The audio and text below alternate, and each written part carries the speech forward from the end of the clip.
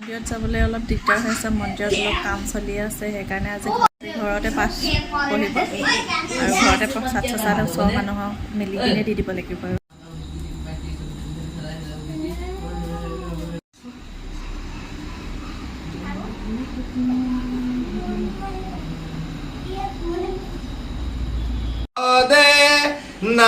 নাসাৰয় মতি দণ্ডুতা কবুলে জানা প্ৰত্যেক দুই দণ্ড মিলি এক প্ৰস্থত তাহাৰ জানিবা নাজান আৰু জনে বোলে হৰি স্মৰিবা তো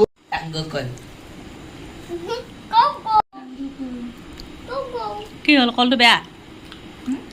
আকৌ কলটো সঁচাকৈ যে